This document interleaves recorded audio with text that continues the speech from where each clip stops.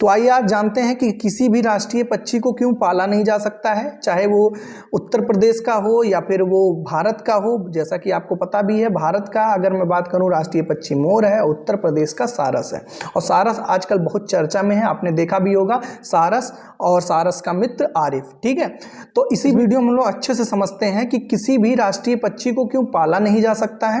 ठीक है, और दूसरी बात हम लोग जानेंगे कि अगर कोई किसी राष्ट्रीय पक्षी का अगर शिकार करता है तो उसके लिए क्या सजा का प्रावधान है, और अगर किसी राष्ट्रीय पक्षी की मृत्यु हो जाती है तो उसका अंतिम संस्कार कैसे किया जाता है। ये तीनों बातों पर हम लोग ध्यान से चर्चा करने वाले हैं आज। तो चलिए एक एक करके मैं आपको बताता हूं। अगर मैं पहले बात करूं कि किसी भी राष्ट्रीय पक्षी को क्यों पाला नहीं जा सकता, तो इसका बहुत सिंपल सा रीजन आप समझ सकते हैं कि आप अगर किसी भी कोई जहां पर जिसका जन्म हुआ है, अगर आप अचानक से उसको हटाकर किसी और जगह पर ले आएंगे तो वो अपने आप को एडजस्ट नहीं कर पाएगा। जैसा कि वन्य जीव संरक्षण अधिनियम जो कि 1972 में आया था, इसमें बहुत सारी ऐसे बातें बताई गई थी जो वन्य जीवों के लिए बहुत इंपॉर्टेंट थी। तो आप सिंपल समझ सकते हैं कि किसी भी वन्य जीव का जो जन्म हुआ है वो उसका जन्म उस इन्वायरमेंट के हिसाब से हुआ। अगर आप उनको उस हिसाब से इन्वायरमेंट नहीं मिलेगा तो उनके ज़्यादा से ज़्यादा चांस है कि उनकी मृत्यु हो जाएगी। इस वजह से वो जहाँ पर उनका जन्म हुआ है वहीं पर वो पले बढ़े, उस वहाँ की वनस्पतियाँ, वहाँ के पेड़ पौधे,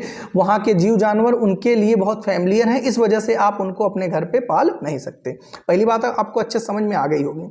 अगर मैं दूसरी बात करूँ कि अगर कोई व्यक्ति किसी राष्ट्रीय पक्षी की शिकार करता है तो उसके लिए क्या सजा है, तो अगर किसी भी राष्ट्रीय पक्षी का शिकार होता है तो उस व्यक्ति पर जो करता है या शिकार, उसके लिए 7 साल सजा या फिर उसके लिए 25,000 रुपए का जुर्माना है। ठीक है, अब अगर हम तीसरे पॉइंट पर बात करते हैं कि अगर किसी राष्ट्रीय पक्षी या जानवर की मृत्यु हो जाती है तो उसके शव के साथ क्या किया जाता है। तो मैं आपको बता दूं कि जिस भी राष्ट्रीय पक्षी या जानवर की मृत्यु हुई है उसके शव को वन विभाग की जो टीम रहती है उसके देख रेख में उस पक्षी के शव को बाकायदे तिरंगे में लपेटा जाता है और एक विधिवत तरीके से उसकी अंतिम विदाई की जाती है। तो कैसी लगी आपको ये जानकारी, कमेंट करके जरूर बताइएगा। मिलते हैं नेक्स्ट वीडियो में। Thank you.